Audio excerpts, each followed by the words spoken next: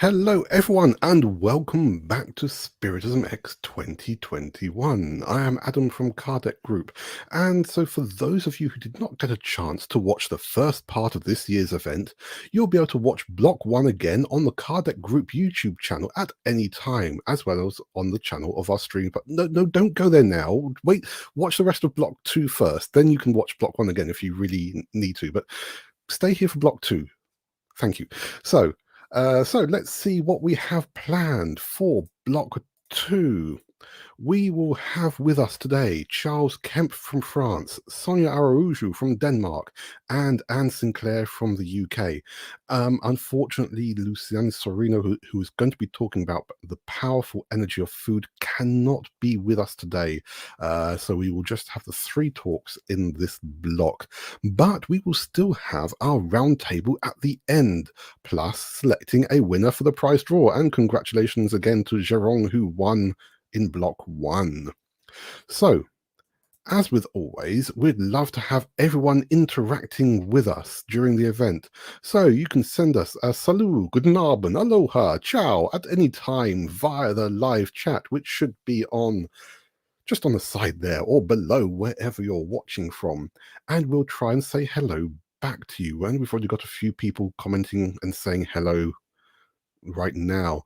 And you can also use you can also use the live chat to send your questions for our guests about their talks. And if you saw Block 1, you'll see that we had some very nice questions indeed. Don't forget to give a like and subscribe to the Kardec Group channel. There we go. And I have just lost all of my notes. I do apologize. Please give a like and subscribe to the Kardec Group channel, as well as to all of our partners here on YouTube today, which is the Irish Spiritist Federation, the British Union of Spiritist Societies, the International Spiritist Council, Rede, Amigo, Espírita TV, Spiritist Network, and EspiritismoNet. So, I think we can go almost straight into our very first talk today. So, we will be having up with us first is Charles Kempf. So, who will be talking about preparing for regeneration beyond our comfort zone. Now, I do apologize. I've just got the wrong thing loaded up.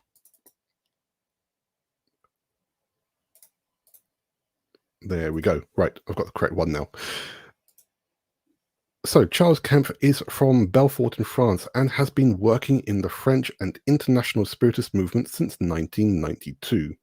He was secretary of the International Spiritist Council, member of the Executive Committee, and led the European coordination. Charles is the president of the French Spiritist Federation, as well as member of the French-speaking Spiritist movement. Charles is a researcher on the history of Spiritism and Allan Kardec, and has led the Centre d'études Spirit Lyonnais in Tharn, France since 1997. Ladies and gentlemen, I'll pass you over now to Charles for the first talk of this block.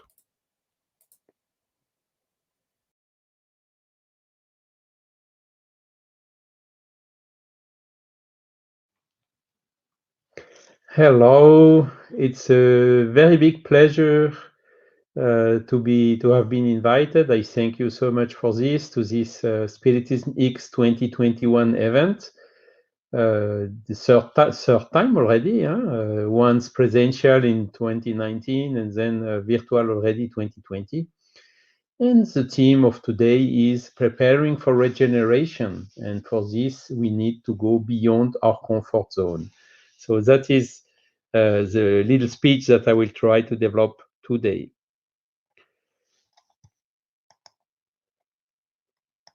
Okay. First of all, remembering this book, which has been printed 164 years ago, 18th of April, 1857, which is really a revolutionary book, as I explained in previous lives. Still not recognized as such in his true value. This book is really a disruption towards all the concepts of the past. First, the concept of religion, of the dogmatic faith, of all these things that we need to believe just because it is written or because the Pope is saying, or what, I don't know what more, heteronomously, because everything is examined with good, with common sense, reason, and based on experiments. Second, also in disruption of the traditional science, which at that time was developing in a materialist paradigm, like scientism and positivism of Auguste Comte, Laplace, and so on, from which Allan Kardec really took best of both of them. He took the best of the religions, which are the moral teachings, these diamonds that Jesus left us 2,000 years ago, and which are in line with the roots, the basis of all the religious movements around the world. Second, he also took the best out of science, which is the methodology, the scientific methodology, from Descartes and so on. And removing all this dogmatic stuff, all these rituals, all the stuff which has been introduced by mankind in the religions, and also removing this narrow view of materialistic paradigm of the science, and taking the best of both, he made something new, which is Spiritism. And this is basically what this book is showing, explaining, and inaugurating. So it's really a clear disruption with this concept we had in the past. So Kardec wrote, of course, also other books, one of which is the one you can see here, the Genesis. And in this book, it came a little bit in the other books, but in this one in particular, he is talking about this change which is happening right now, transition of the earth from a world of trials and experiences to a world of regeneration. And clearly, this notion of changing, of new era or whatever, you can see it in most of the spiritualist movements, and in Spiritism as well. The spirits are very clear about this. And I will show you two quotes here from this book. And Kardec is writing in the item 5 of this section 18 of Genesis. Up till now, humankind has made incontestable progress. Due to their intelligence, humans have achieved results never reached before regarding the sciences, arts, and material well-being. I remember here he wrote this more than 150 years ago. Look today, how this is even much more true than what it was 150 years ago. And still the next part is there is much progress yet to be made. However, they have yet to make charity, fraternity, and solidarity reign amongst them in order to assure their moral well-being. Again, if we compare this written 150 years ago, did we progress in this field? Sure, yes, we did. But are we really in the reign of charity, fraternity, solidarity, reigning amongst us humans? Not yet fully. Of course, it's much better than it was 150 years ago, but still, there is a long way to go, isn't it? So this is exactly why we have to go think out of the box and go out of our comfort zone. Let me come back to it a little bit later. Kardec is also stressing exactly the difficulty of this change, of this move, of these transitions that we have to go, this step, this quantic jump that we have to go along. He is writing, such a state of affairs presupposes a radical change in the sentiment of the masses, a generalized progress that cannot be accomplished except by quitting the circle of the narrow and petty ideas that fosters selfishness. Very good, isn't it? These narrow and petty ideas that foster selfishness. Do we still have some selfishness in ourselves? I must admit, yes, I still have. It's very selfishness and pride are really the two monsters that we have to fight against, isn't it?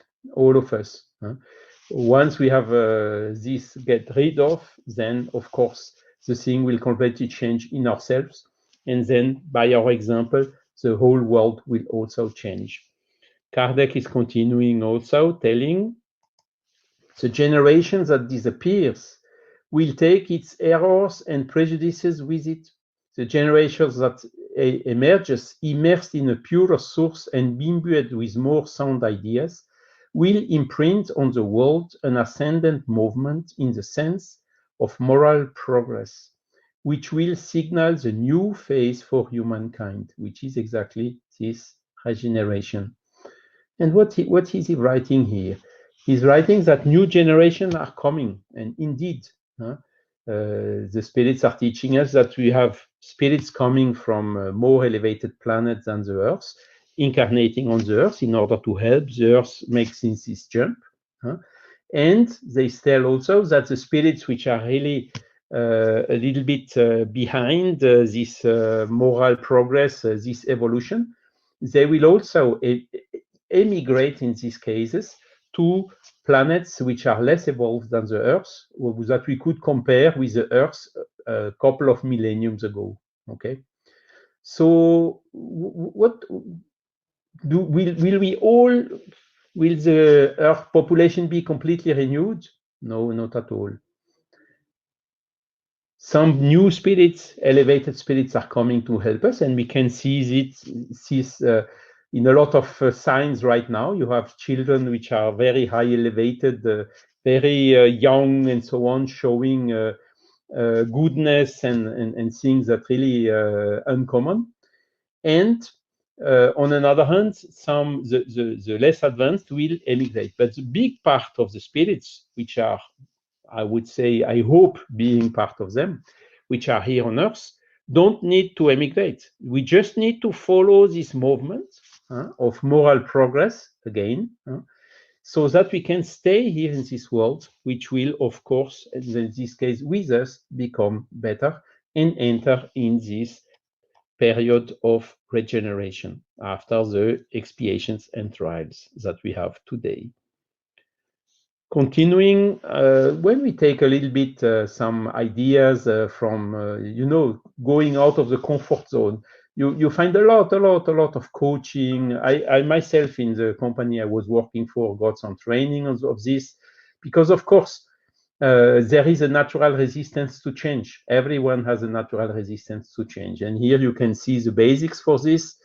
We think we are not competent, we are not capable, we are attached to the current state, to the habits, to the comfort. We are not prepared to consider new things. And also we may have also some negative experience with previous changes. So all this in us, the human has fearing what he doesn't know really, where there is an uncertainty. This all, according to the law of preservation, is leading to this natural resistance of change. Okay, so now I found also this illustration, which is very interesting. If we stay in our comfort zone, we are missing a lot of things. Here, this image suggests we are missing part of life. How can we become better? How can we improve something if we stay where we are, if we stay in our comfort zone? How can we evolve? How can we progress? How can we think and do things out of the box if we don't go out of the comfort zone? It's also absolutely obvious. And I found also another image, I hope it's readable, which is illustrating exactly this move and the difficulties we have to do this move, because the comfort zone, as you can see in the gray part on the left side of the square, is surrounded by the fear zone, exactly the slide I just showed. Lack of self-confidence. We always find excuses. No, let's do it tomorrow. Let's do it later. We are affected by others' opinion and so on. This is exactly this fear zone, which is then giving the resistance. But as soon as we are able to go through, to jump, to cross this fear zone, we come into two other zones that you can see here, the learning zone and the growth zone. And let's look a little bit what they are saying here. Some of the items, I will not go through them because we don't have the time. The first item they say as the learning zone is we have to deal with challenges and problems. Okay, problems is part of the nature. We have really to deal with these challenges and problems. And of course, when we go out of the comfort zone, in the learning zone, we will face more of those.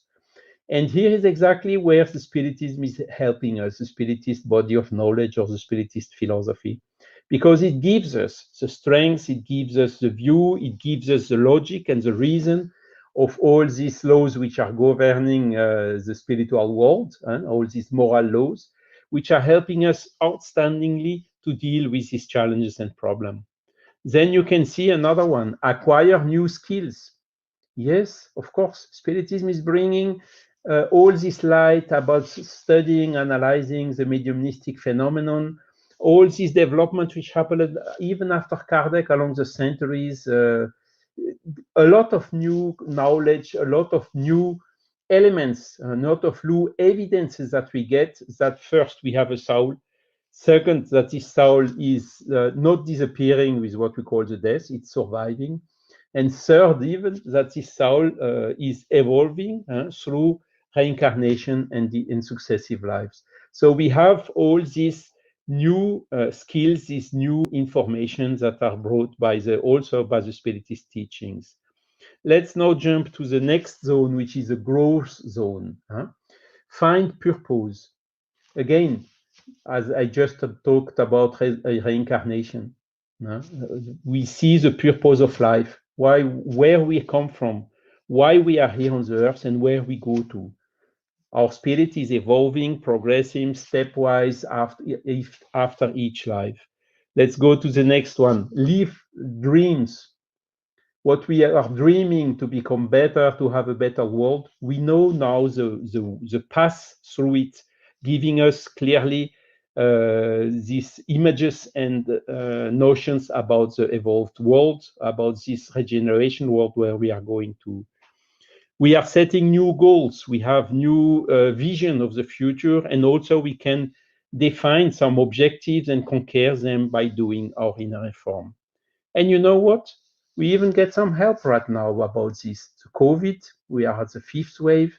There is a recession. You can see now the price of energy climbing, climate change, and so on, which can be even worse now with the COP26. I heard today at the TV that a lot of French people, they are more happy after the COVID. 80% of the people say they are happy, which is more than the percentage of the people who said they are happy before the COVID. And a lot of them say, we stopped, we could hold on, we could think about, we found a new strength, a new energy to restart on a better way, to do the things differently, to go out of our comfort zone and to make the necessary changes to reach this regeneration world. This is my finishing already, the profile of the good leader. Jesus gives us also an outstanding example.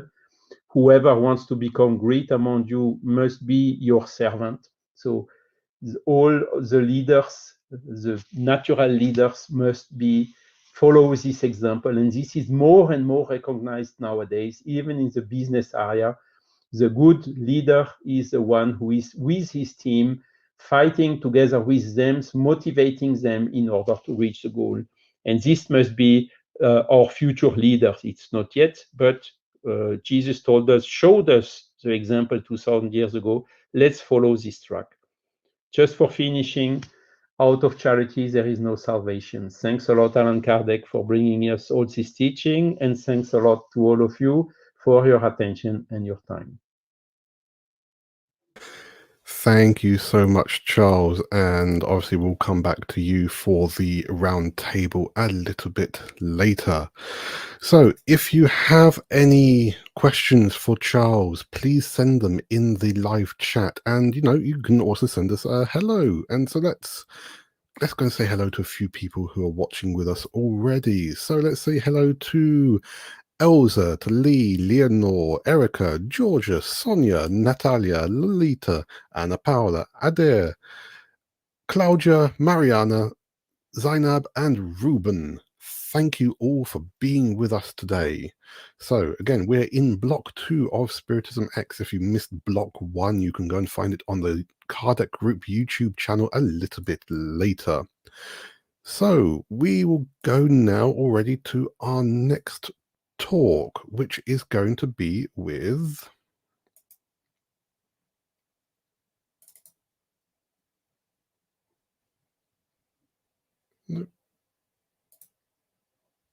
there we go, that's the one.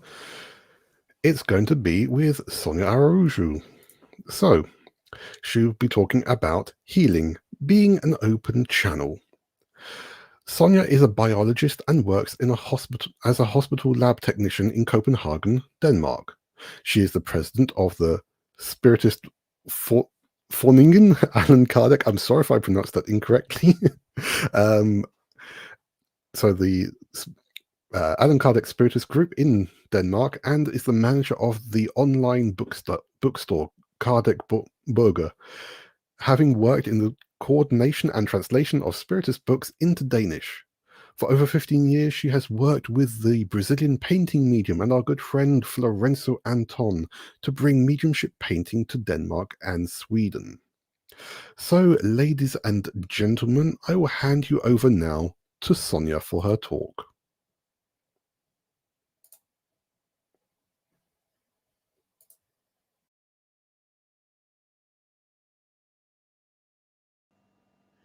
Hello.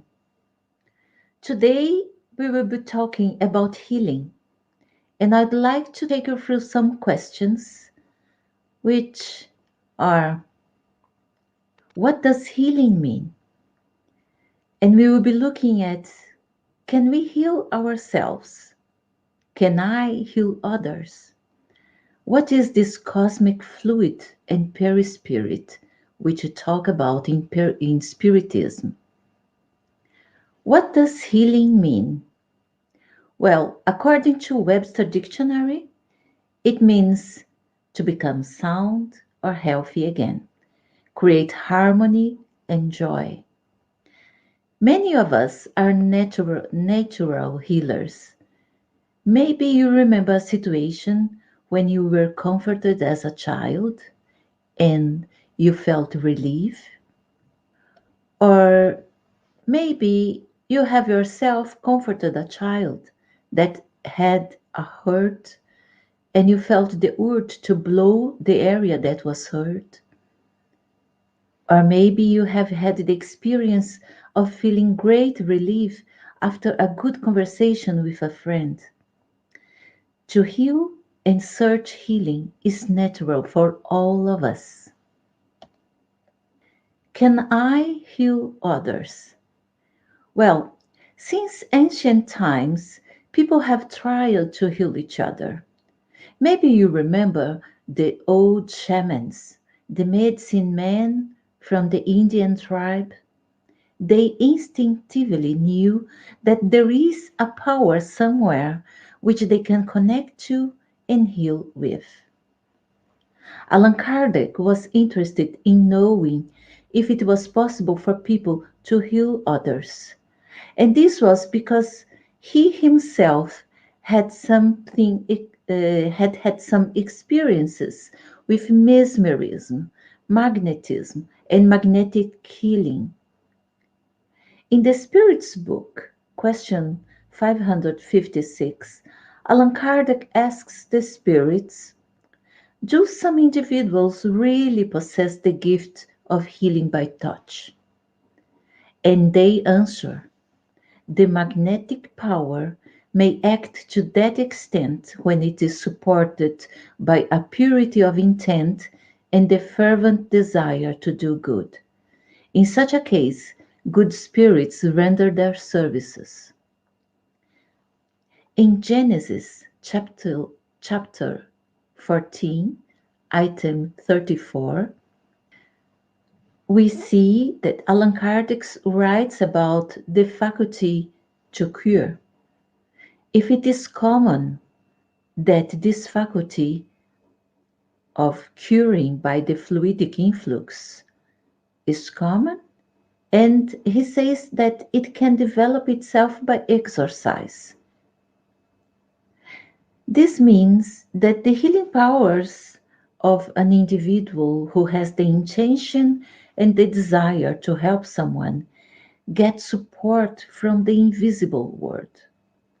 When you talk with a friend who is in distress and you are there using your power to heal, your intention and your thoughts of care are in a certain vibration that connects you to a higher source of energy, and then you naturally transfer this to your friend. And this is because your mind is connected to other minds in the same vibration, with the same wish to heal and help. Well, but how does this energy flows? Healing is the use of energy to bring things into balance. We are energy, and we are surrounded by energy all the time. We exchange energy with each other and with nature. In the book Genesis, Allan Kardec teaches about the perispirit. He says that the perispirit originated of the elementary matter, the universal cosmic fluid, which fills the whole universe. Everything is made of this primary energy. This means that our physical body is made from this primitive matter, and so is our spiritual body, this perispirit. This spiritual body, which in Spiritism we call perispirit, has different names in other and different cultures and philosophies, like astral body or bioplasmatic body.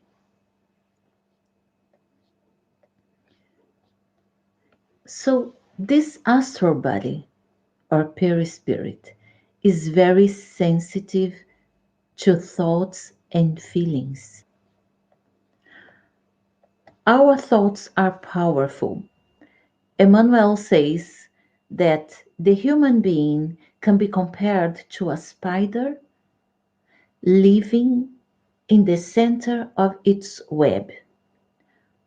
We, the human beings, live in the center of a great thoughts web, where thoughts is this big web we create energetically, connecting us to everything and everybody around us. Louise Hay, in her book called Save Your Life, she affirms that by changing our thoughts, it's possible to heal a disease or any other situation. She teaches how affirmations can help us to achieve this. She was a great spiritual leader and teacher in her time, in spite of her very difficult start in life. So we can say that our thoughts influence our emotions, our brain, and its function. And the brain will, at the end, produce substances that manifest either a state of disturb and disease or a state of joy and happiness. Our thoughts create our own reality. When you are in contact with nature, You are exchanging energy. You are both giving and receiving energy.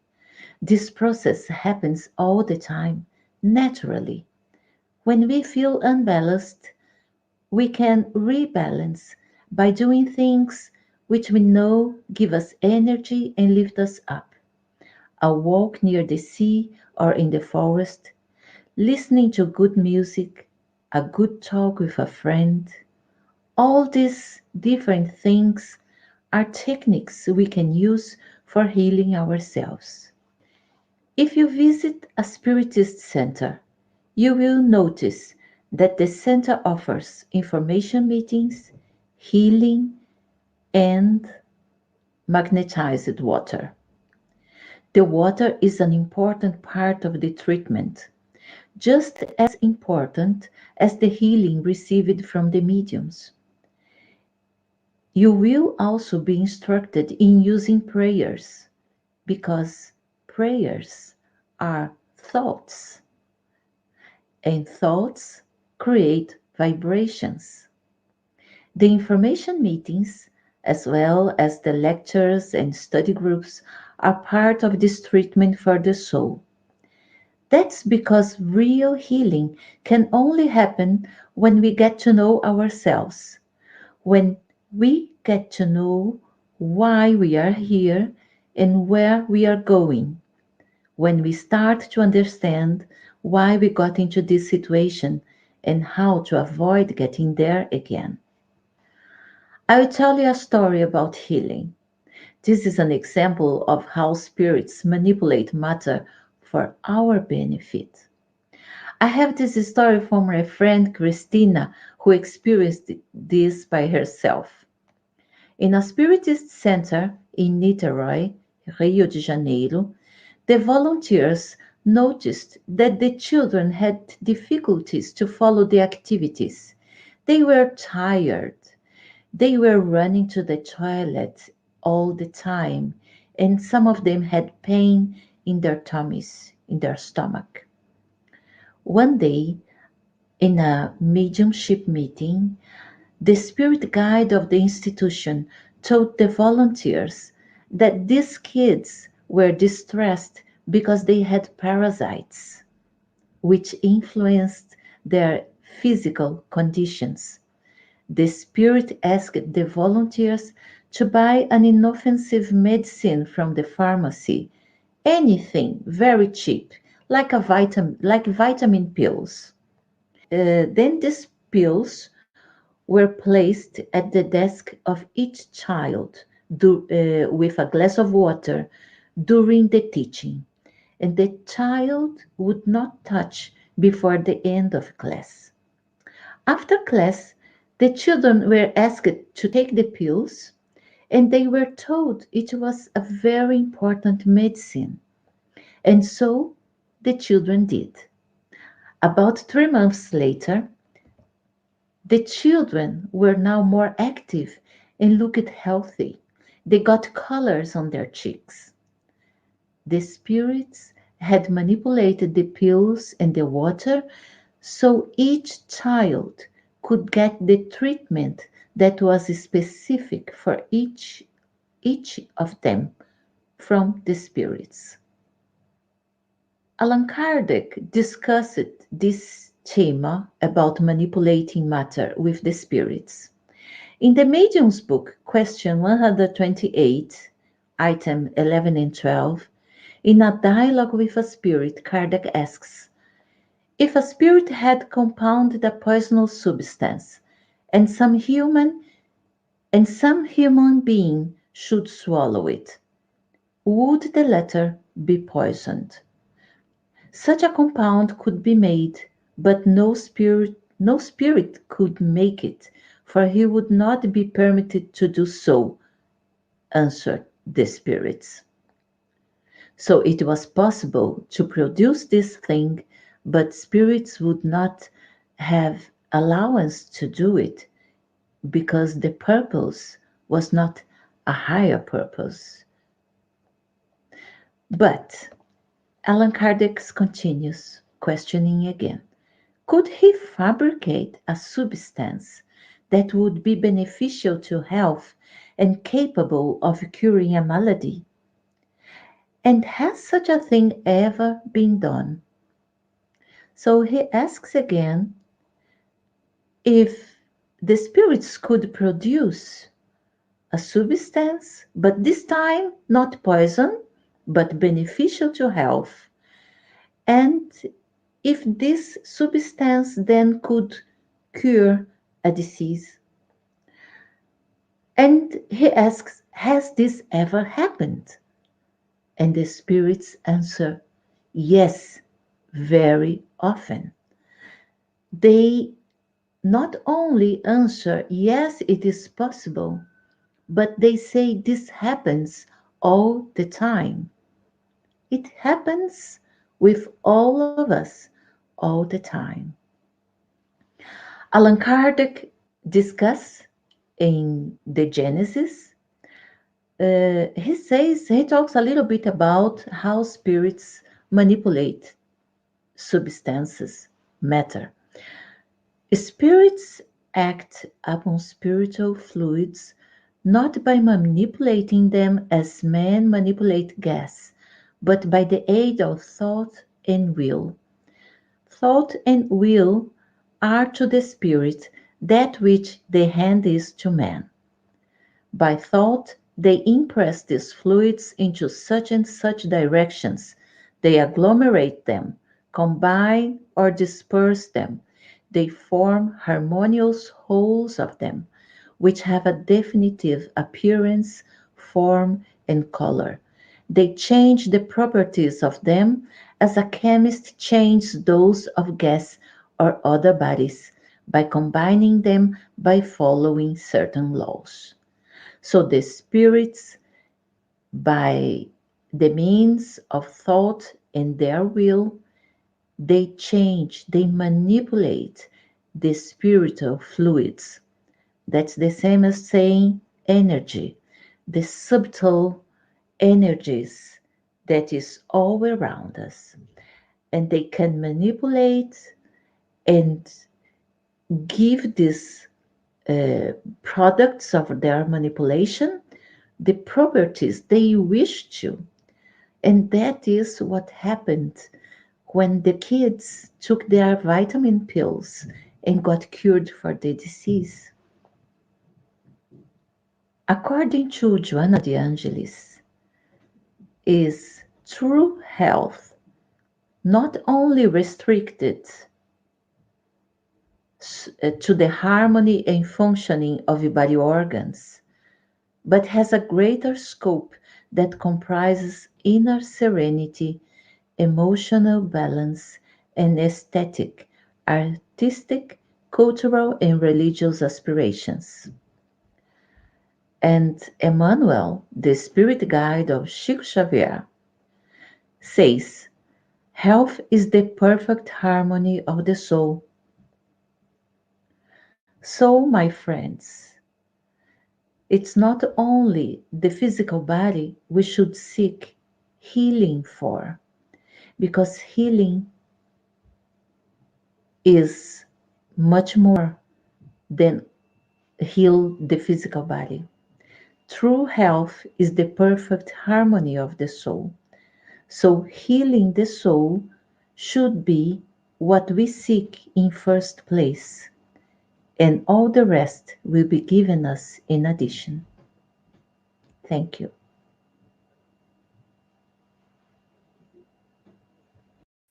Thank you so much, Sonia, for that very, very reflective talk. And of course, if anyone has any questions for Sonia or for Charles, please put them in the live chat. You can do that here on the Kardec Group YouTube channel or on the channels of wherever you're watching. And, please also remember to give us a little like and subscribe. Please make sure that you like and subscribe the channel that you're watching on, because that's actually quite important for us. So, we want to take this opportunity now to mention our high five campaign again. Let me bring that up. So as a reminder, and again, we know that some of you have already heard this, some of you probably have not, but this is a campaign that is organized by us here at Kardec Group. Grupo Espírita Sheila in Salvador, and which is run by Florencio Anton, and Instituto Multidimensional in Curitiba, run by Daniel Rossi, are non-profit organizations which support their local poor communities in Brazil.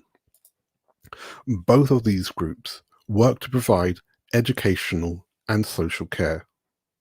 They help with food bundles, baby boxes, things like housing people to make sure that, they have somewhere safe to sleep. And these people normally do not get support from anywhere else. And so I'm sure everyone can appreciate that during this pandemic, the needs have been higher, but the resources have actually been a lot lower. And so Florencio and Daniel, they work tirelessly to support their respective communities, and it's only right that we help them too, if we can. So us here at Kardec Group want to help. So can you spare 20, 10, or even £5? Because that's all it takes, the same cost of, let's see, going out for less than going out to a restaurant, to be honest.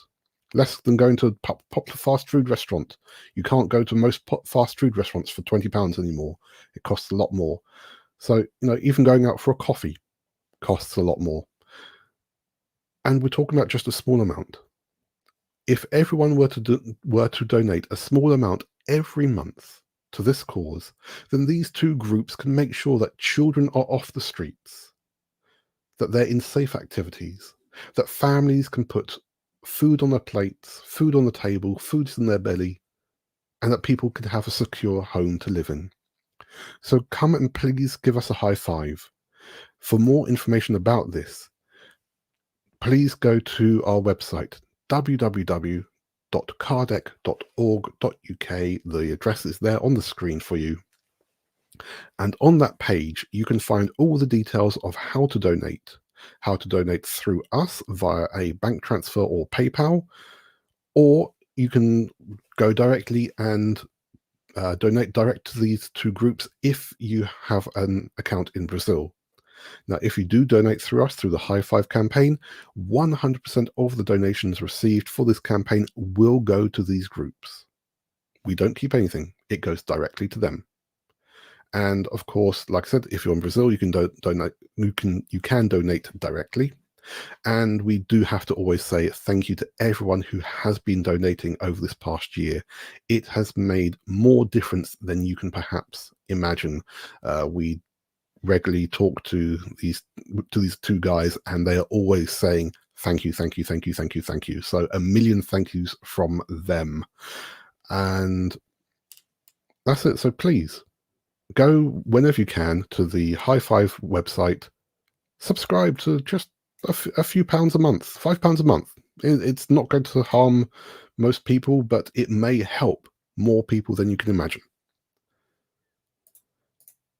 Right, let's go and say hello to a few more people who are watching with us. And we've got lots of lovely questions coming in for the round table later as well. So we have Lazaru, Lindalva, Mora, Gerald, Ed Nelson, Steven, and quite a few more. So thank you all for being with us, for joining us here on the Kardec Group YouTube channel, Kardec Group Facebook page, and also the YouTube channels of our streaming partners. And again, like I said, give a like, give a thumbs up, give a like, give a subscribe, share, let other people know. And again, if you didn't watch block 1 of this event, you can find it on our channel later on. So, as we said before, unfortunately, we only have 3 talks in this block. Luciana cannot be with us, so we are going to go now already to our next talk, which is with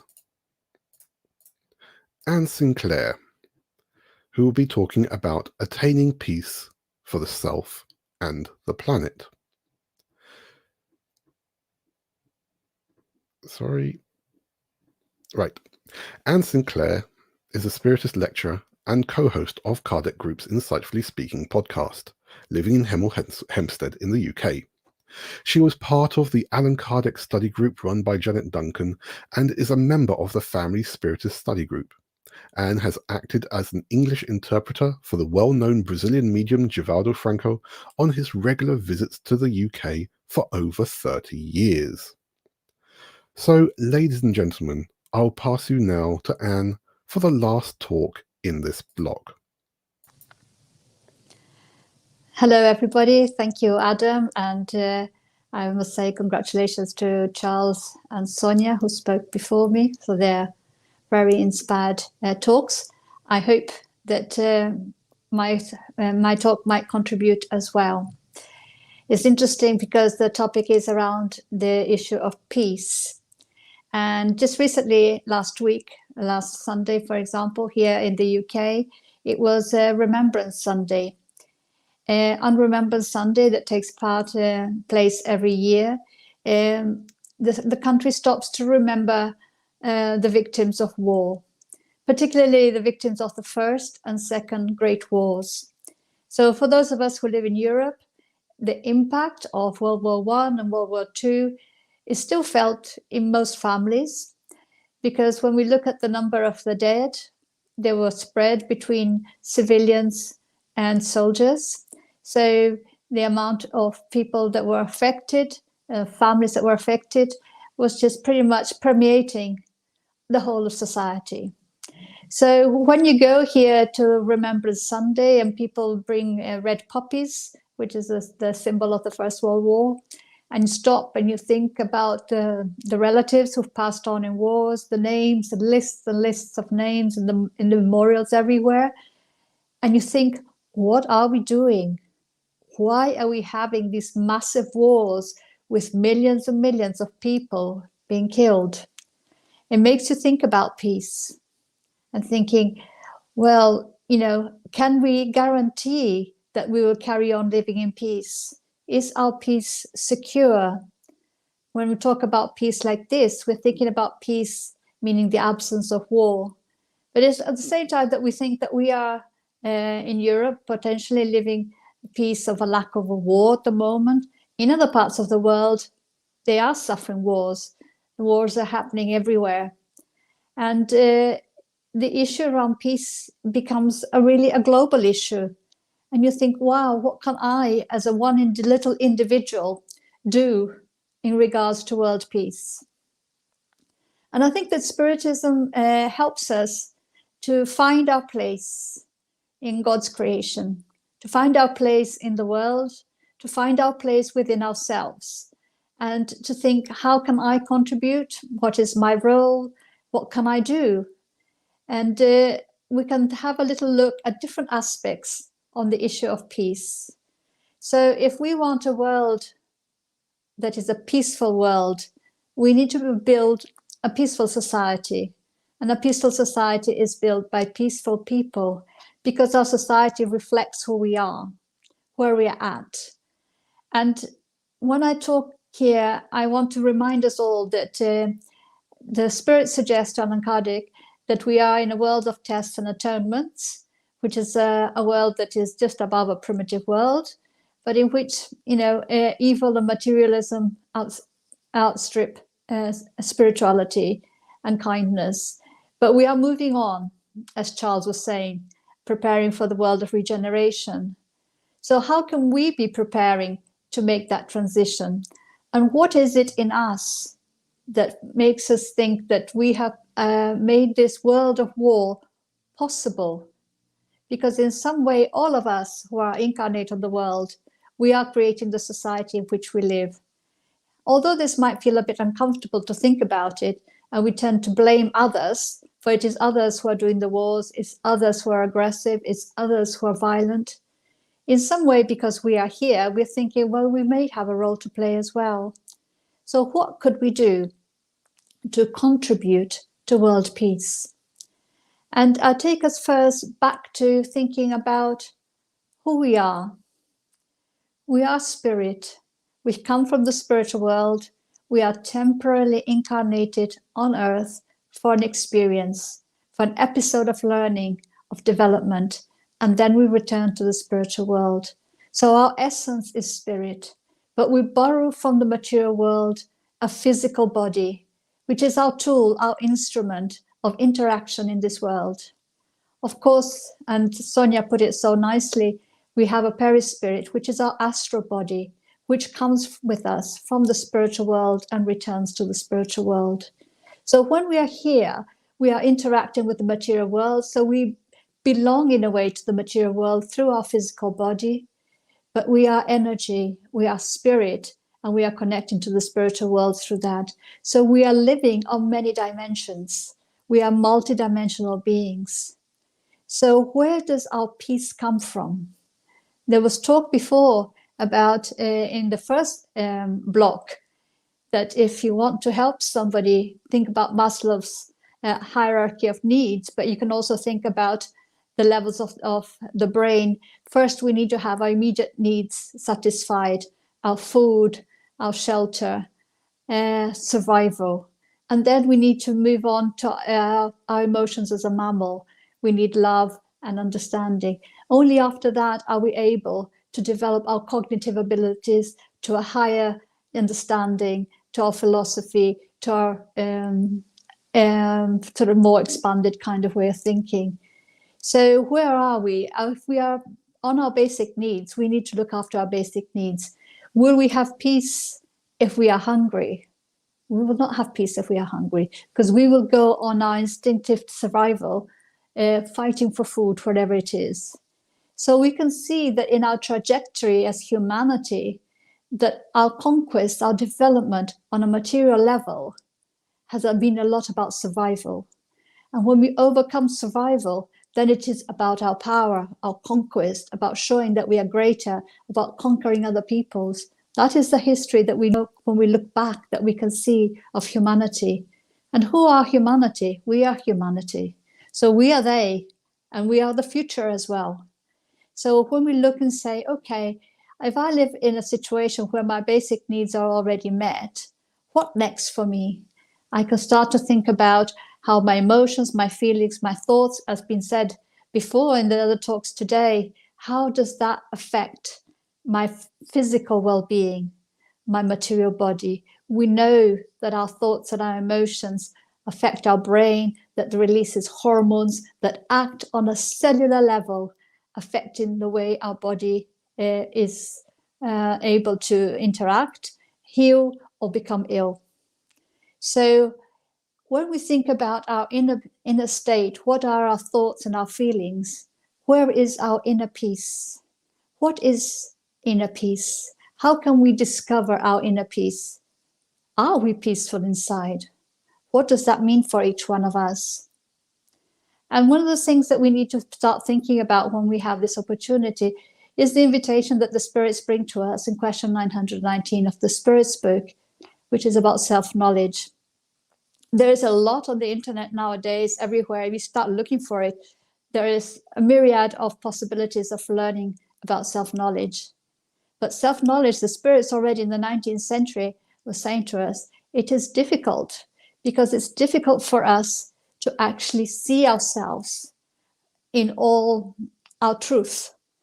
For we tend to hide the things that are uncomfortable.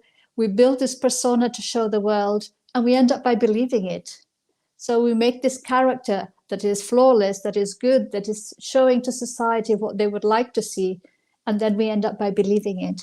So what is really going on in our hearts? How can we really come to know ourselves? Because our peace can only be built on our truth and looking and understanding who we truly are. We move away here from that thought and ideology of blaming our impulses, of blaming our passions, but looking at ourselves with interest and curiosity, for we are divine beings. We are the creatures that God has created, and we are spirits, beings in development, in growth. And whatever we see, if we don't like it, we need to look at it with more interest. Sometimes we can say our selfishness of today might have helped us to survive in the past, because we put ourselves first in order to survive. So things that are within us, they are not the work of, inverted commas, the devil, but they're there because they are a result of how we evolved. If we try something out and it works, then we tend to repeat that. Our brain, our body, they try to resolve problems in the shortest distance using the less energy. So if we attempt something and we get a good result, then we carry on doing things that same way. To change, as Charles so well said, is difficult because we have already programmed ourselves, or if I do this, I will achieve this. So if we want to do things in a different way, we need to put some extra energy into it, and we need to be brave because the result might be different and we're not sure what that result might be. One day when I was agonizing about a decision, what to do, a spirit suggested to me, why do you agonize about making the right decision? Decisions are decisions. You, based on your knowledge and your instinct, choose which one you think is the one that will give you the best results. When you've chosen and gone through with it, then you will live the results, the consequences of your choice. If this choice was not good, the consequences would be not good. But you will have learned, you will have experienced for truthfully how that comes to be. It might be that if you choose the different one, you don't know what the consequences of that would have been because you didn't make that choice. So as we go through, each choice that we make, each decision that we make, let us be brave and let us accept and look at the consequences, because they are the stepping stones that come to us. So even when we're saying we're now in the UK living our famous Brexit, which for some people was very agonizing, but for other people it was a joy because it was a victory. So society was divided. And I remember somebody asking Divaldo, oh, what should we vote? Should we vote for Brexit or against Brexit? And he says, vote for whichever one you think is the best. And whichever result comes out, you will experience. Either you will have the experience of living in a Brexit, or you will have the experience of continuing to live in the EU. Both will be experiences. There will be different experiences, but they will teach you different lessons. So we can see, why am I telling you these stories? Because thinking about peace. So when we are distressed about making a choice, our peace goes out the window. We get nervous, we get anxious, we are worried. And we can see that all this is generating hormones of stress. Our cortisol goes up, our adrenaline might be going. All these things can be also affecting our health and our well-being. So when we start to look at our lives from a different perspective, and we start to think, you know what, I can make this choice. Whatever the results, I tried my best, and I will learn from the results of that choice, knowing that I will not always get things right because I am still a spiritual child. Or sometimes I even refer to myself as a spiritual toddler, because that is how early on we are still in our spiritual development. And we learn by trial and error. And it's okay to make mistakes as long as we learn from them and then we develop. So as I start to know myself and I start to understand what are the things that distress me and upset me, what makes me lash out to others, what makes me angry, what make me violent, I need to know that. And I need to accept that I have these traits in me that can be triggered in this or that way.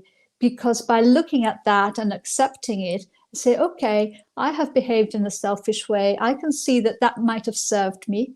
Let me think how I can do things a bit differently now and make a different choice. And make a choice from a place of conscience, of a place of looking for peace. So when I transform myself, and I become a more peaceful being, that in the midst of a confusion or of an argument where people are losing their calm, if I might be able to remain calm and see it from what it is and try to apaciguate or just by my presence bring peace, I will be contributing to world peace. For world peace will be built by the peace in our hearts and in our minds of all of us. But if we become a presence of peace in our family, in our workplace, in our neighborhood, that presence of peace affects others. Maybe we can think of peace a bit like light. darkness is everywhere, but if you put the light on, the darkness dissipates. If you bring peace, that also dissipates the violence. And if you think of people who have walked through the world bringing examples of peace, like Jesus, like St. Francis of Assisi, like Buddha, like Gandhi, so many, they are outstanding because they are so peaceful in the midst of very violent societies. And most of them died in violent ways. But that didn't take away their peace because they have the bigger picture. And we must remember the bigger picture, that we are spirits. We are eternal spirits. We have come from the spiritual world. We return to the spiritual world. We have this opportunity at this moment to experience the world as it is, but to bring our contribution as we develop ourselves, just as we did in the past. For even if we think that the world is a violent and aggressive place as yet, it is much less so now than it was before. And for sure, as Charles was saying, it will be much less so in the future. We are inevitably moving forwards. The law of progress the Spirit suggests to us in the Spirit's book is unavoidable. We shall all be moving forwards one way or another. If we go with the current, if we swim with the current, if we put our efforts into action now, then we can be making a bigger contribution and we will have peace. Even if there is chaos around us, if there's violence around us, we have peace in our hearts that will benefit our health, our well-being. And although we might be sad and we could be upset, but we will not lose our peace. So I just bring you these thoughts for tonight around the issues of peace. It is a complex subject. It is something that we are on the pathway to, but have yet to be able to conquer. Thank you for listening. Thank you so much, Annie, for that wonderful talk. We shall bring you back later for the round table.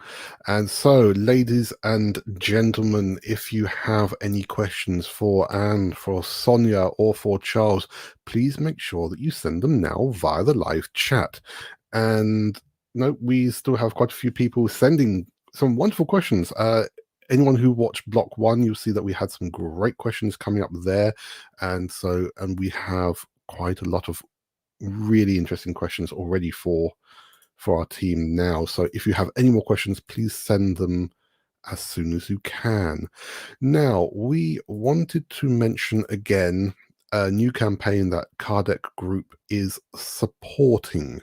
It's a fundraising campaign that we are supporting, which is the Johann and Giandis Translation Project, which is an official campaign by the Brazilian Spiritist Medical Association, by Mansão do Caminho, by Centro Espírita Caminho da Redenção, and Liel. So here again is that short message from Gilson Luiz Roberto, who is the coordinator of the Center for Spiritism and Psychology of the Brazilian Spiritist Medical Association, Amigo Brazil. My friends, it's with great joy that we announce at this moment a joint effort of the whole Spiritist movement in favor of the translation of the works of the psychological series of Johann Giandis into English. This is a campaign that we, from the Center for Psychology and Spiritism of Amigo Brazil, are conducting so that the benefactor's work may be translated by native English speakers and have the depth and seriousness it needs, as it is extremely complex material which requires a lot of care to be translated.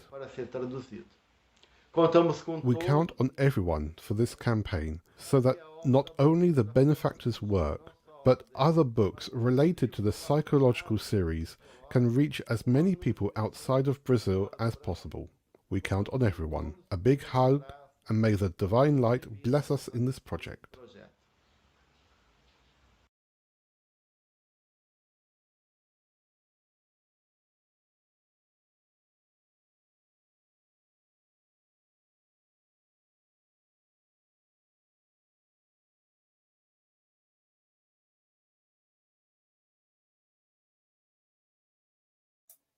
I'm sorry, I was being told that my microphone was switched off. Here I was talking away. So this is the Johann Giandis translation project. We are asking all those who are interested in helping to donate towards these new English editions, which will be used to help to bring the benefactor's teachings to thousands of people around the world. Now, to make a donation is very, very simple. You can see the address there on these posters, and if you go to this website, www.kardec.org.uk/Joanna, Joanna, and on that page you will find these two posters, both in English and in Portuguese, as well as the PayPal buttons for you to make your donations in British pounds, Brazilian reais, US dollars, or euro. Now, any amount is going to be incredibly welcome, and all donations for this campaign will go 100% to this project and nowhere else. So just to repeat that website address again, it is www.kardec.org.uk/Joanna. Thank you. So it is time now for us to choose a second winner. No, we're having technical difficulties with our little spinner, so bear with me for one moment. And again, we're going to be choosing a name at random.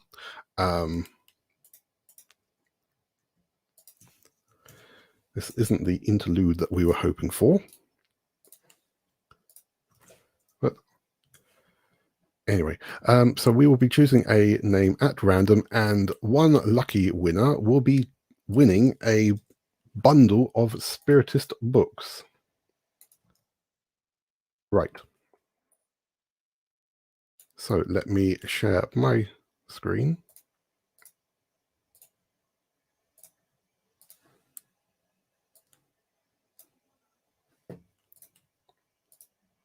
There we go. So, drum roll, please, ladies and gentlemen. Let's see whose name is going to come up. And remember, if your name is selected, please say hello. Please contact us straight away, because if you're not watching live, then we're going to choose another name. So if your name is the name that's selected, please contact us as swiftly as you can. Let's go.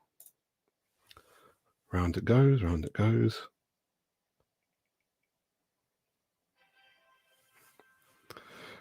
Lauren Spence. Lauren Spence, if you are watching, please drop us a line. Please say hello, because you are the winner, hopefully, of a bundle of Spiritist books. So Lauren Spence, please contact us as soon as you can. Just send any comment in the live chat, and just to confirm that you are indeed watching live. And if not, we will choose another name in a moment. So, where are we going next? Well, we're going to have now a short musical interlude. And the piece of music that we are going to play now is called Salut d'Amour by Edward Elgar. And this piece has been performed by Federico Gouveia, who is a violinist and conductor, and who will be with us tomorrow in Block 3. So sit back and relax for the next few moments, and send us your questions for the roundtable as well. And if your name is Lauren Spence and you are watching live with us, please let us know. Okay, so here we go. Salut d'Amour by Edward Elgar, performed by Federico Gouveia.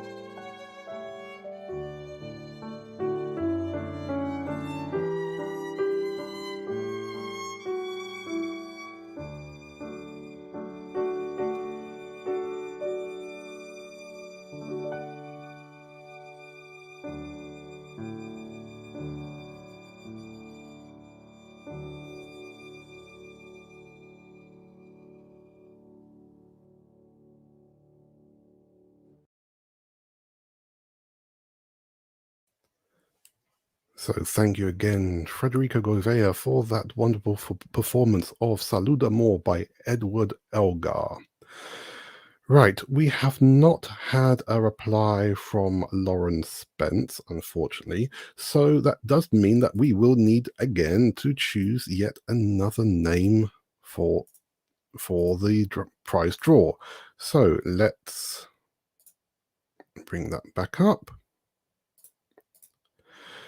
Okay, so let's try again. 1, 2, 3, and again, if your name is the name that's chosen, please let us know that you're watching live so that we can confirm that you are indeed a winner. So here we go. Let's spin around once more.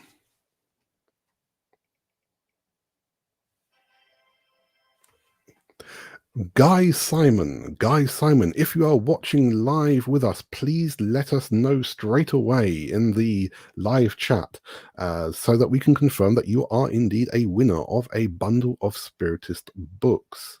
So Guy Simon, if you are watching with us, please let us know.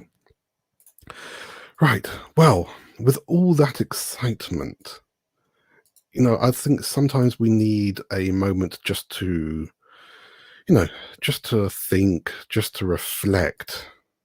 Sometimes we need a moment of, in fact, we actually need a moment of prayer. So how about a little prayer? Lord God, I'm here again to thank you for all of the wonderful things that you got us, that you, God, gave me. And as always, I like to give my little tips, my suggestions with all humility in my position of a creator talking with the creator. Because I think there are things we do that we shouldn't mess with because they were already good. For example, you made us simple and ignorant. Full stop. Was evolution a good thing? Think now with me. I'm not so sure of it. Life was so much simpler before. Simple and ignorant. Think about the caveman. A life in the caves, a life of eating. Eat, sleep, procreate. We still have these concerns, but now it's much more complicated. For you to eat, you needed to hunt a mammoth. Now you need to hunt for a job, which is harder than a mammoth. Mammoths are extinct and jobs are going the same way. The dream of a caveman is to get an antelope, which is a larger animal running around, fleeing quickly. Nowadays we want a pension, which runs always as fast as an antelope. They changed the law so much that it just slips away. You think you got it? No, everything changed. Now it's in 5 years' time. Lord, communication was far simpler. A caveman would just go, the other, down. Everyone understood each other. They were good. But then came writing. Writing made men elaborate too much. It doesn't go well. Or we could have stopped with papyrus. Papyrus was good. But now there's Twitter. It's a source of hate, of fighting because of politics, Big Brother, because of football. They get slapped because of a single stupid tweet. I really doubt this happened with a papyrus. It didn't. In the caves we had everything we needed. We had art. We managed to express ourselves. On those cave walls we put our paintings, stick men eating and running. It was so innocent. But no, let's go and evolve. So art evolved and turned to what, Mimi? We express ourselves now with Mimi. I don't know, I just put it out there. It's up to you, you're God. Lord, we filled our day with simpler things, more symbolic. Fire. What fascinated us was fire. The natural brilliance of fire. What brilliance interests us now? The light of our phone. We stay all day with our faces glued to it.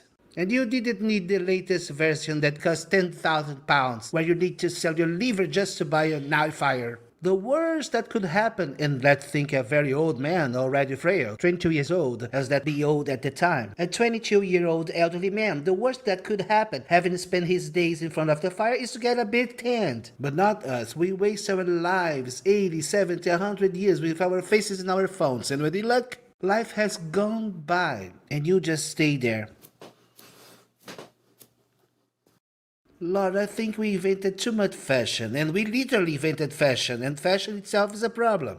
Because back then we didn't have that concern. We put on a capybara skin and go out, we would be fashionable. But not nowadays. It's difficult to match with floral. What do you think? I keep rocking my brains because I like floral. It gives a happy vibe, a laid-back vibe, because I'm like that. But no, at that time, if you put on floral, it would be good because you're already camouflaged in the middle of the forest. And floral at forest is fashionable. I know it's tempting. We create something, we can keep improving it, but it was good there, simple and ignorant, full stop. Because we stopped being simple and ignorant to be complicated and stressed. Was that beneficial for anyone? For humans or divine beings? Because no one is happy. So, you all-powerful, omnipresent, and omnipotent, I ask you just one thing. I'm going to sleep now, and in the morning I want to wake in the Mesozoic era, okay? Mesozoic me, because I can't stand this life anymore. But leave the hot shower. I can't stand cold showers. Thank you, Lord. So be it. The people who stood out at those times are those who were strongest or had a special ability or something. And what stands out nowadays? To get a like. If you just dance on TikTok, you're king of the tribe. Oh, but leave your like, please, folks. I'm just talking here, but likes are really important. Leave your like, subscribe, and click on the bell. We are not cavemen anymore, okay? We need your support.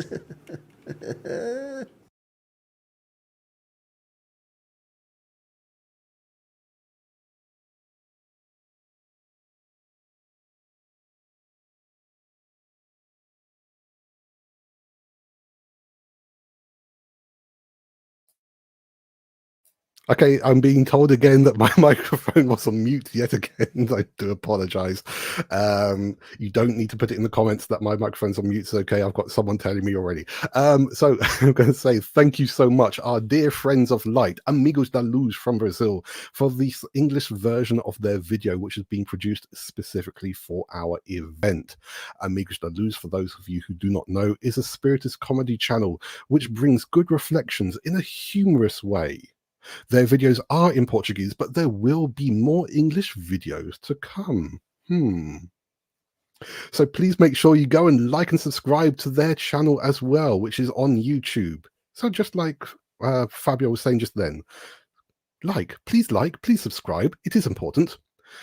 So we still have not heard from our second name for our prize draw. So we're going to have to choose one more name. So again, please. Let's see if that prayer helped. You know, we need a winner. We need a winner, but this will be the last time that we'll spin for this block. If we don't get a response, then there'll be no winner for this block. But let's go. 1, 2, 3. If it's your name that's chosen, please contact us. Please contact us.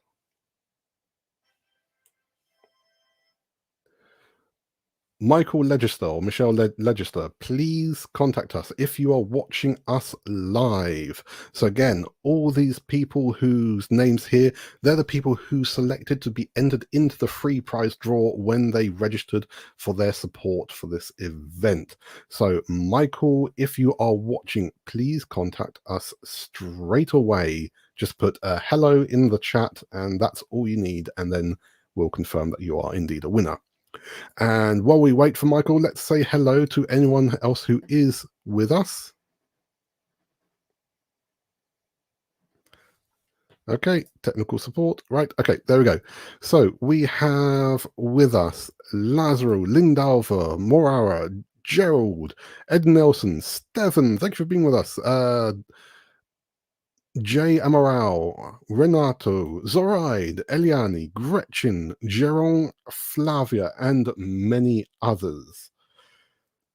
And unfortunately, I think we do not have Michael with us. Michael, oh dear. Let me just check backstage. Backstage, shall we do one more spin? Yes? Okay. Production says yes, one more spin. So, I'm sorry, that's one more name removed from this. Let's go again. This will be the last time because we do need to move on a little bit. Round and round it goes. Where it stop?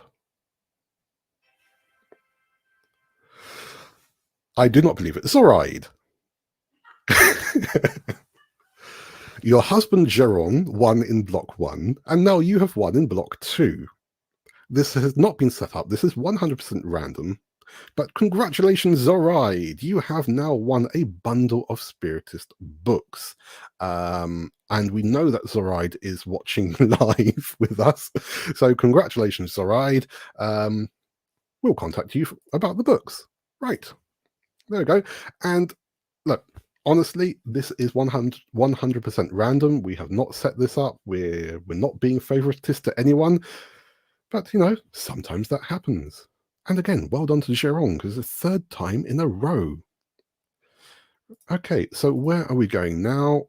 Oh, it's now time for our round table. Do we have a slide for that?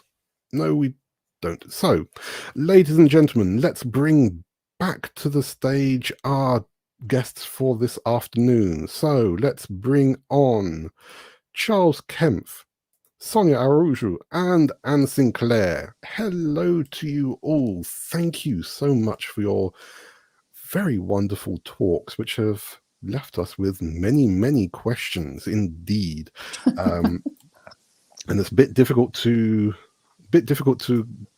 choose exactly which questions we can get through, but we still have a bit of time. So let's see, which question are we going through first? Charles, what would happen to people or spirits that remain only within their comfort zone? How long would you think they would have until the planet moves to the stage of regeneration? Good question. The spirits or the humans, incarnated or discarnated, which are remaining in their comfort zone, basically they stay stationary, or let's say with a very limited evolution.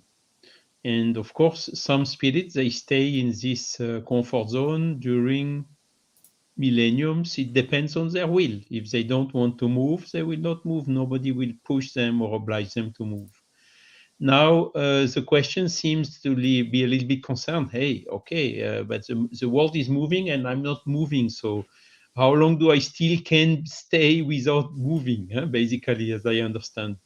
Because depends. It's only God knows. Talking about dates or deadlines in the future is always something which is very uncertain and risky.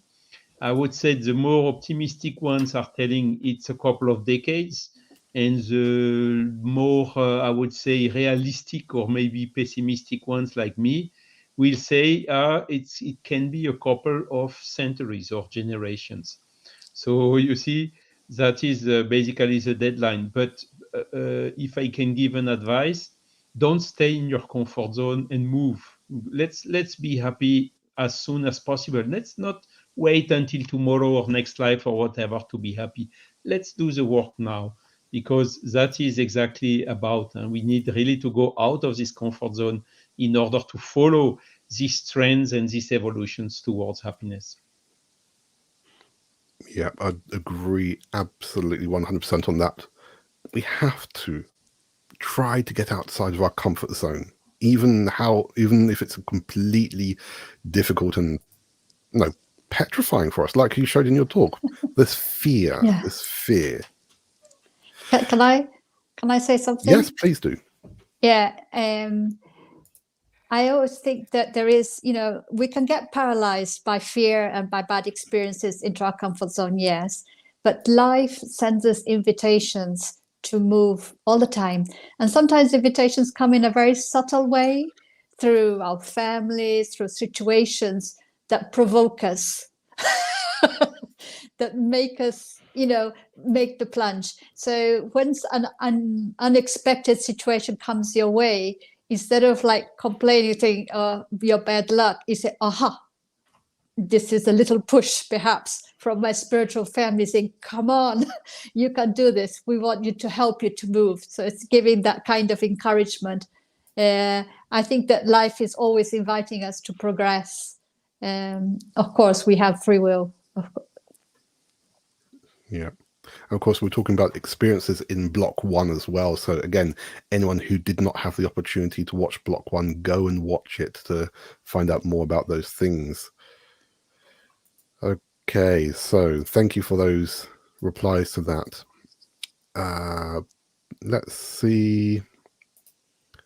which is the next question for Sonia. Actually, there's lots of questions for Sonia about healing. Actually, this may be for any of you who may know the answer. When was healing with support from spirits first confirmed or first recognized? Well, healing has been part of humanity in all cultures. We know that people prayed to gods or to goddesses, searching for help for their business or for diseases. So it has always been part of humanity. And that is come by intuition, I guess. But healing in Spiritism, the first time Allan Kardec writes about it in Spiritist magazine, about a healing in the group he was attending when a medium was had a problem with her arm. I think it was broken or something like that. Then she would not be able to make the psychographic writing. And then a spirit through this medium, this woman, a spirit through her tried to put the arm in such a way so it would heal itself. And the spirit said, well, she doesn't need to take to the doctor. This will help if she just follow the instructions. And it's very interesting. It's mentioned in a magazine. I don't remember which one now. Maybe Charles maybe remember. But a very interesting situation.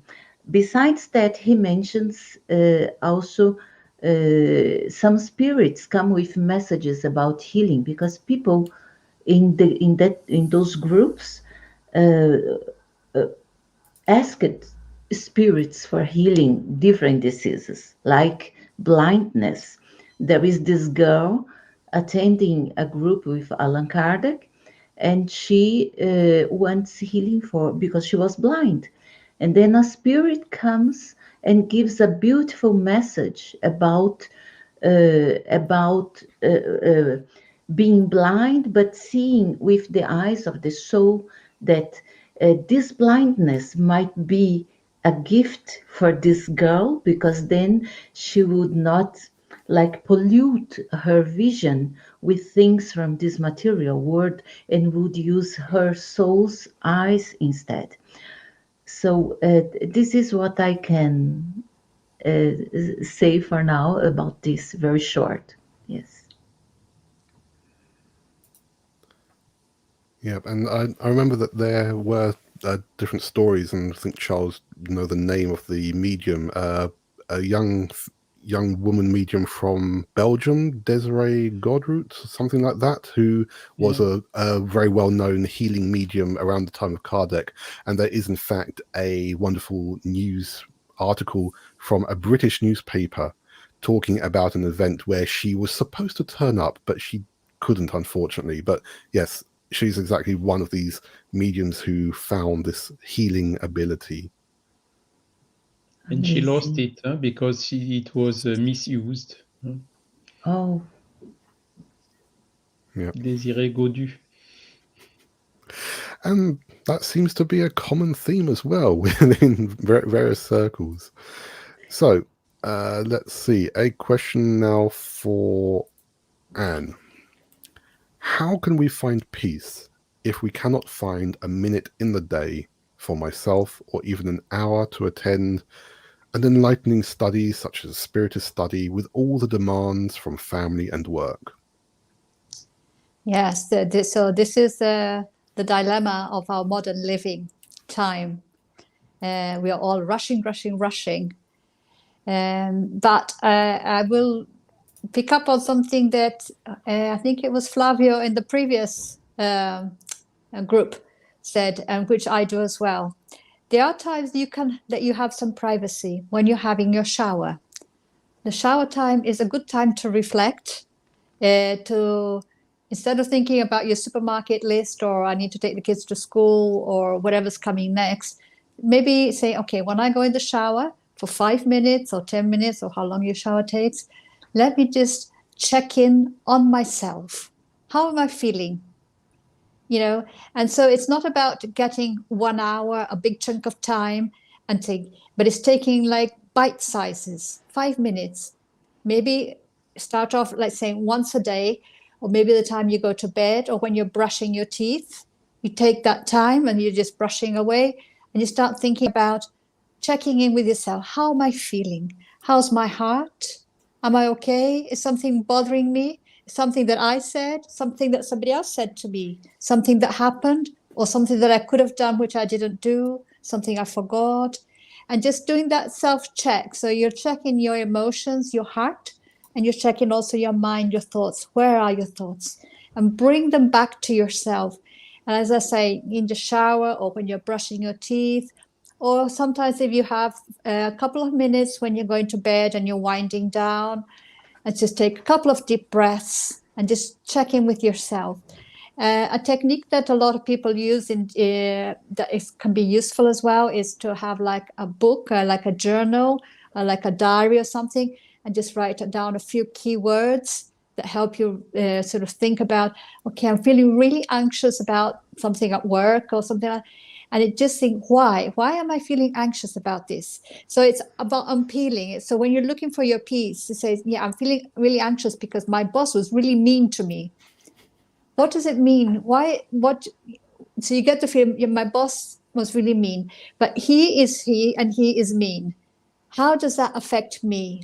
So under what filter is it coming into me that is making me upset? Yes, he may well be a mean man or woman, but I, instead of giving them, taking the thought away from them and wanting to change them, that's not happening. It's bringing back to me and says, so my boss being mean, it's really upsetting me, it's hurting my heart. And if I don't do something about this, this is going to make me ill long term. So I need to think about what is it that in this meanness or in this event is really affecting me. And it's homeopathic. It's a little bit every day. If you drive to work or you take the bus or something, sometimes that is a moment where you have 5, 10, 15 minutes to look out the window and just check in with yourself, bring your thoughts back to yourself. So this is not selfishness. This is self-love. It's checking in with yourself and say, okay, and starting to get to know yourself. So this really upset me. Why? Because I feel really, he didn't recognize my good work. I feel offended in my pride, or what is it that's actually hurting me? And having that confidence to start to unveil it. I say also, it happens to me sometimes in the middle of the night, 3 o'clock in the morning, I wake up and I'm having a dream and I have a strong feeling. And I quickly say, why am I having this feeling? Let me write it down. It's fear or it's anger. I write it down. I say, this is something that's bothering me, that's inside me. It's trying to come out to say something to me. So I just write it down by my bed, just the keyword, and go back to sleep. Because by doing that, then I get rid of it. Then when I do in the morning or something, I think, okay, what's this about? Why am I? And you don't have immediate answers. It's a life project. So it's little by little finding those homeopathic moments and not thinking that you have to have a big chunk to go and do it. You will find what is the right time for you and take advantage of it, because it's an investment in your future, which is eternal. Yeah, absolutely. And so many people who talk about that, trying to find that just that small moment of calmness and peace each day. Thank you. I think we can go for a few more questions because we still have quite a lot. And anyone who wants to ask anything else, please do. Let's go for another question for Sonia.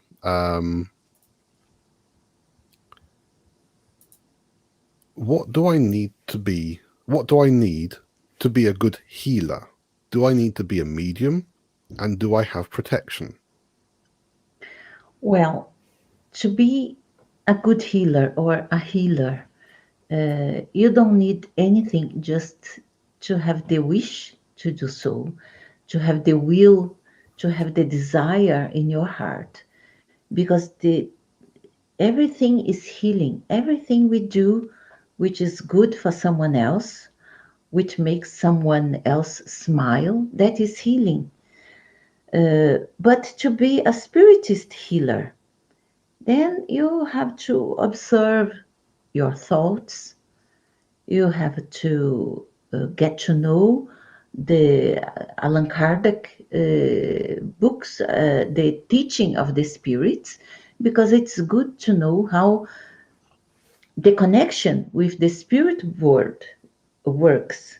It's good to know how you can contact the spirit world and let the energy flow through you. But you don't need, for being a healer, you don't need anything else than a desire to help your next, to help someone in need, because that will always be healing in itself. When you listen to someone, when you lend a hand to someone in need, that is also healing. And protection, yes, our thoughts are the good thoughts are the best protection we can ask, because they are prayer. Prayer is thoughts that are in harmony with ourselves and with the rest of the world. When we are in harmony, not only inside ourselves, but also our connection with others, and our thoughts are in balance, then this is a prayer. And then we have protection from the good spirits. Because we have to remember that, like the other speaker, Lolita, said in the first block, the guardian angels, everybody has a guardian angel. So the moment someone is in need and I have a desire to help this person, then my guardian angel or my spirit guide will contact the guardian angel of the person, and they will work together so the help can come to this person. So that's how what you call healing at the distance works, because all the thoughts we send towards someone else who is a good thought, which is a good thought, that is healing. And I think one thing that you touched on there is this thing that the Spirits book can teach us a lot is affinity. That our thoughts, our energy, we attract what we have a good affinity with. And so if we want positive spirits, positive energies around us, we have to do positive things as well. So Yes. yeah, thank you for that. So there's a question for Charles now. What is the next stage of evolution? And I think it means a spiritual evolution after the stage of regeneration.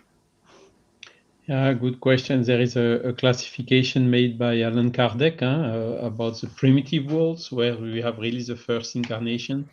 Then we have the second stage, which is our one, the world of atonements and trials. And the next one is regeneration.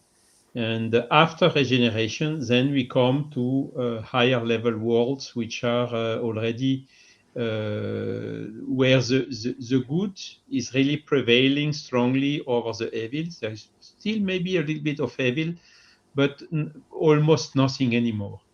And those are really the happy worlds. There are, I don't remember right now exactly the classification, and I would have to look in the books. I don't know it by heart. There are something like 10 levels that Kardec is defining, knowing that our one, currently the Earth is going from level 2 currently to the level 3, which is the regeneration. And in the regeneration, world of regeneration, it's not yet a good world in the fact that the evil is still existing, but it is more balanced with the good. Whilst today the evil is on our Earth still dominating, and so we will come to some more equilibrium between both. But what we know for sure is the more we advance, the happier it will be. Of course, here we are at the stage 2, one of the hardest one.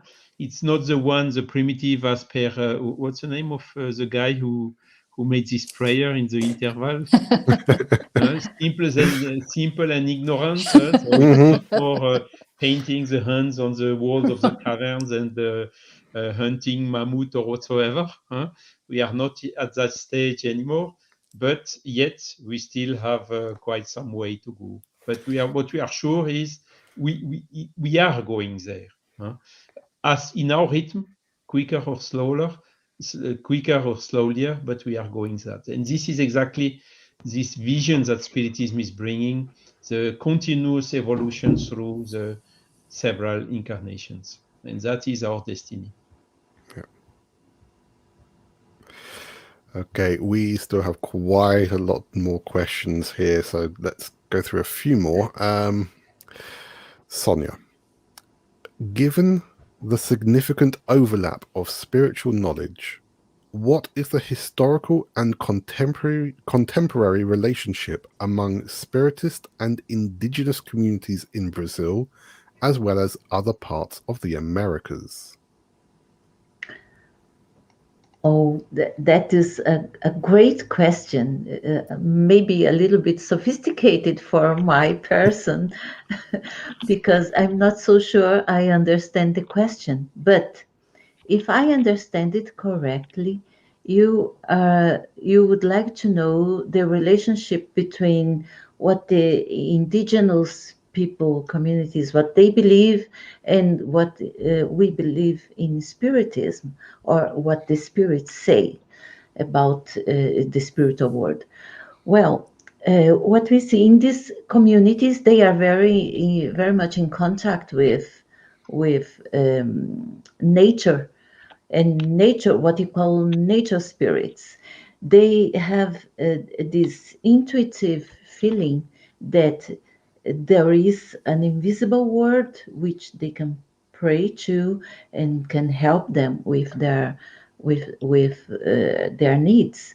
And that is not only the indigenous people, but all old ancient communities and other tribes. They all have a kind of belief and rituals for getting in contact with forces in nature. So what in Spiritism, what is different is that it's a more logical approach. The spirits show themselves, or they communicate with Allan Kardec through mediums, and Allan Kardec direct them some questions, and they answer. And Allan Kardec analyzes the answers of these spirits. So, and then he correlates and make this teaching available to us. He organizes. So Spiritism is more logical, because when you read the answers the spirits gave, they are in. It's possible to see reason behind these answers, and you can follow it. So it's not only mystic, it's something we can experience ourselves, and if not yet, then one day, then there will be a point we will be able to analyze that question. So that is my poor answer to this question, which I think it's a very good question. Yes, thank you. Okay, so do any of you have questions for each other at the moment? I would maybe complete the answer to the previous question. So it's in the Gospel According to Spiritism, where he's saying that there are several, houses in the reign of my father. And after the worlds of expiation and atonement, we have the regeneration. And then after those, we have the happy worlds of happiness. Yep, great. Thank and you, Charles. after those, we still have the divine or celestial worlds and so on. Yeah.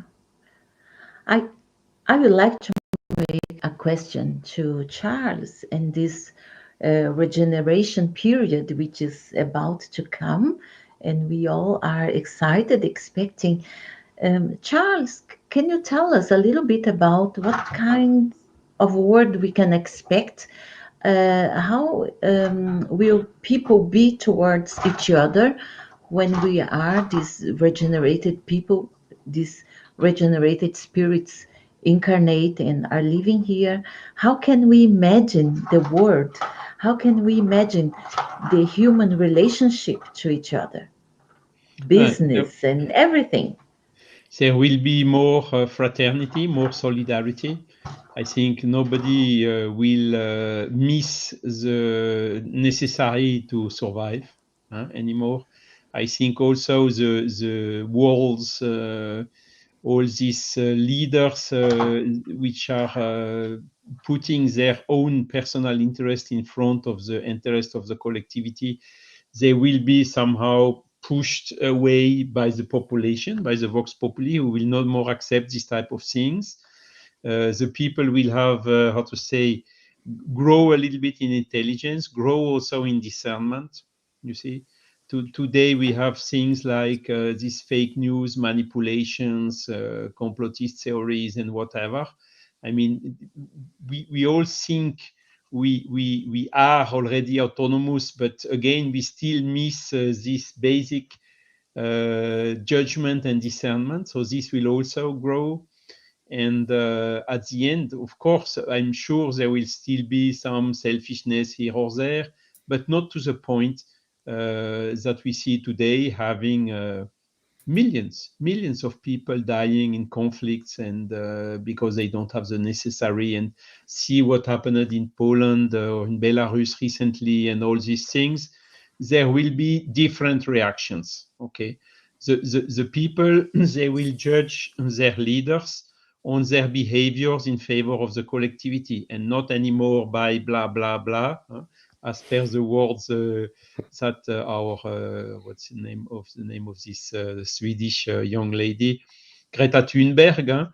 There is also more respectful for the planet. So these are clearly the direction we see them. It's already at our how to say, we can grab these things. It's just a question of will from our side, just to go that path, to go that direction. Of course, it's not so easy. Anna Sinclair explained it very, very well.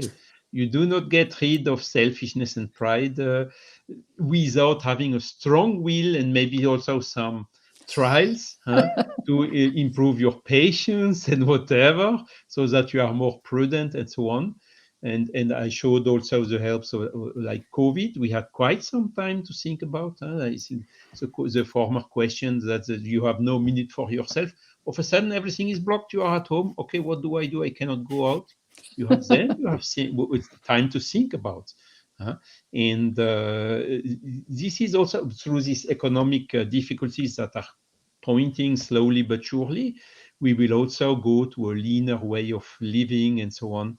So we have this external factor, these collective trials, which are exactly here to accelerate this movement.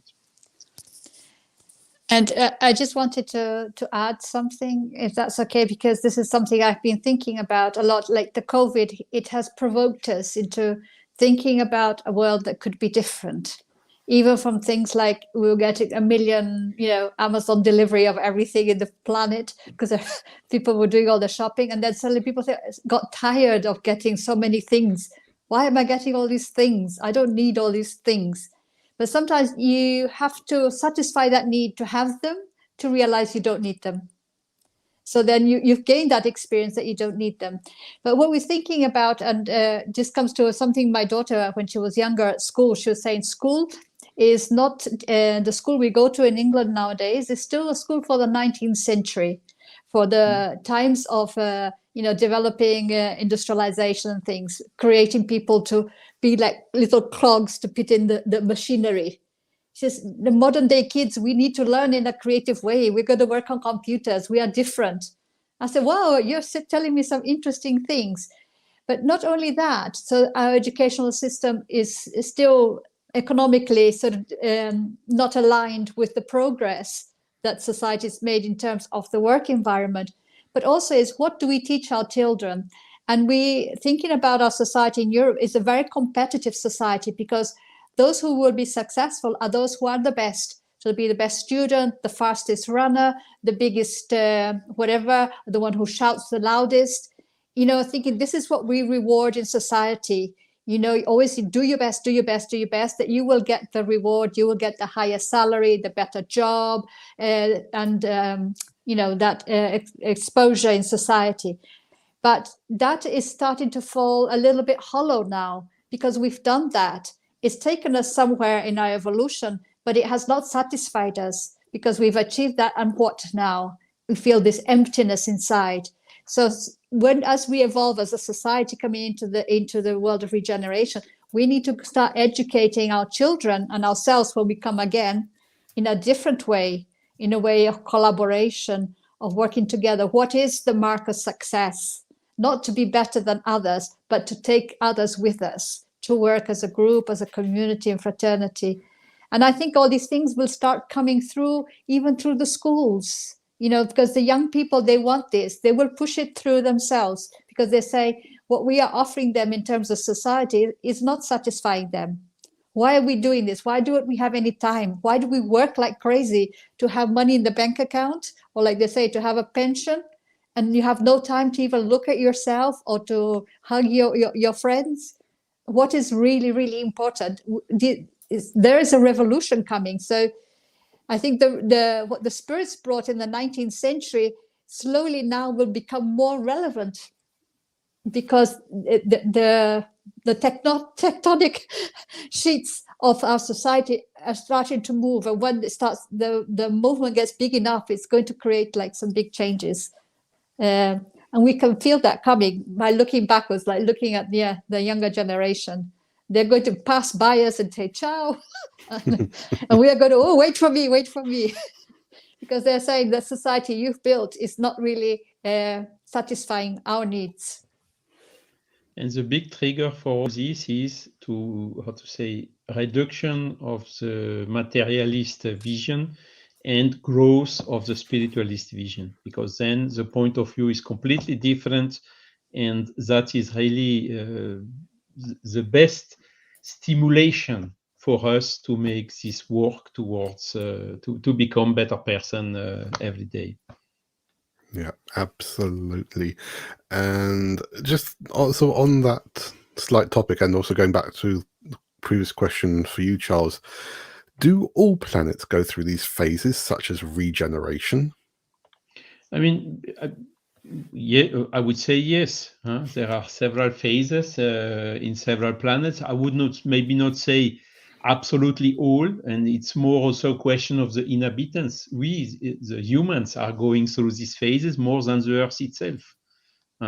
Who knows that some billions years ago, the Earth, when it was not yet suitable for having incarnated spirits developing like us in the human form, maybe there were some more evolved spirits inhabiting the Earth. So it's a difficult question. I mean, let's see and focus on the Earth itself. There is also some discussion about the Mars, the next planet in the solar system. Now several missions have been there, and nobody has seen these small greens people living there. Yet seems to be more and more evidence that there was water not so long ago on Mars, and that it is totally possible that there have been some forms of life similar to our ones. But again, then you have also different forms of life, living beings, and maybe the one which are not incarnated anymore, which have only the spirit and the perispirit. Of course, they are not detected by the cams of the robots we are sending there. So all this has to be taken into question. The only thing we know is there are all these worlds in these different stages, and our one is, let's say, stage 2 going to stage 3, and we are incarnated in the one where we have the most opportunity to evolve according to our current level of evolution. So the world is not the home of the angels. And I am here in this world because I am not an angel, as simple as this. Yep.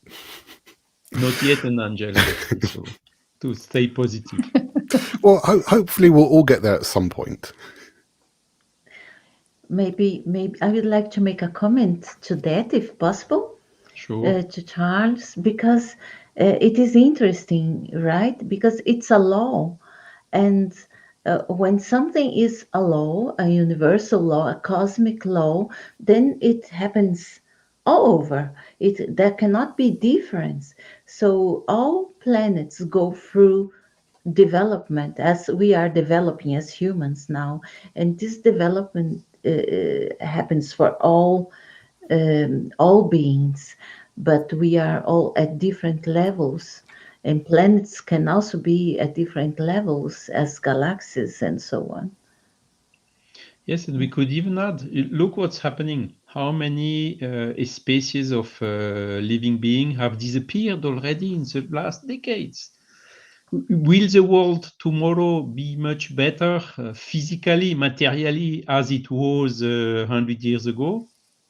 Not sure, not sure. Huh? So, but yet the spirits which are living here, this one, yes, for sure, are evolving, and the humanity in its whole is also evolving. And we will have to come back in a world with 2 or 3 or 4, or only God knows how many Celsius more, with some areas which are not livable anymore, and needing a lot of efforts on our side. The law of cause and effect will apply to us. It's not only for our children, it's for us. We will come back here, you know. Mm-hmm. And yet it will be a better world. I mean, I think otherwise it could, if it would get too unstable, you know, because when we really will have these big problems, you see now you have 10,000 of people willing to leave their countries with dictature and whatever to come to Europe. They see our way of living in the movies, in the internet, whatever. I mean, it's just normal. Imagine you are in a country, there is no school, no hospital, no work, nothing. You would also be willing to move. And today you see how many blockages and whatever is happening. Definitively, in a century from now, this will not be possible anymore. We will be obliged to have this solidarity. Otherwise, the world will not be possible to live anymore. And all these things are, let's say, going in parallel. And the COVID and this global warming and so on are things just to come to, hey, wake up. Yeah. I just add, it's interesting. There is obstetrician, as French actually, where he lives in England. Because of my background, I'm a midwife, and he writes a lot about birth. But he writes a book which is really interesting, and he says that when you look, he's not spiritist or anything like that, but he says when you look at human evolution, he says we are coming to the point where the choice of love will be the choice of survival of the species. Because if we do not love and work with one another, we will end up by eliminating ourselves. So he said it will become not like a rational decision, but like a biological sort of impulse that we will end up by loving one another, because that was what we will need in order to survive. I think it's quite interesting to have that approach, saying like, because we are so ingrained for our survival, that then if this is what we need to do, this is what, you know, so that our progress, our evolution will push us towards love and solidarity, because without it we will not survive realistically, you know, as a species. It's very interesting. It came to my mind. That's great. Well, thank you so much for all those wonderful answers. And we do still have a couple of questions, but we don't really have too much more time. So do you have any last considerations for us? Let's go with Charles first. Yeah, thanks, Adam. Thanks to the Kardec Group for this opportunity. Thanks also to all the listeners. And okay, let's go. Let's go out of our comfort zone and let's go progressing towards happiness. Sonia? Yes, I would like to thank the group, this Kardec Group, which made this encounter possible. And thanks to Charles and Anne and Adam, especially you, who has been behind the camera the whole day. And I really hope this will become a tradition. So and I wish all the best for this event online. And to the people that has watched this today, I would like to thank them for their attention and yes, send us questions that will push us towards more study. Thank you. Absolutely. And Yes. Okay. I make my thanks equal to Sonia, to thanking everybody, not only for all the speakers today and Adam and the ladies behind the scenes, but also to the audience of today and the audience of the future. I'll just say one thing, that you don't have to learn everything in one day. Choose your topics according to your need. So where is your thirst? Where are your questions? What's bothering you? What's making you unhappy? Look for those answers. In the Spirit's book, in the Gospel According to Spiritism, in Heaven and Hell, in the Medium's book, in all these books, you will find answers to pretty much all the questions that you can come up with. But you don't try to understand it all in one go. Just focus on what you're really interested in, and then you go expanding like a spiral and just growing it around. And then that will really bring you lots of answers. I hope so. okay, thank you. So again, thank you so much for all those reflections, for those answers, and for everything that you've been able to share with us today. So I'm going to pop you all backstage and I'll come and talk to you at the end of the event. So let's say thank you once more to Charles Kempf, to Sonia Araújo, and to Anne Sinclair. Thank you for being with us. And like they said, thank you for everyone who's been out there watching with us today. So please remember to still give us a little like and subscribe when you can. Come to the Kardec Group YouTube channel. Give us a like and subscribe.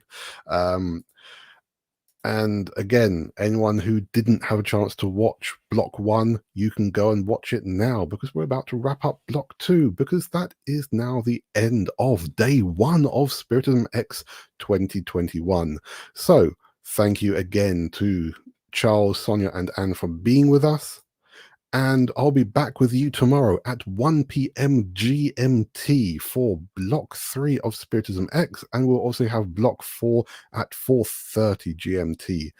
So stay safe, and we hope to see you tomorrow.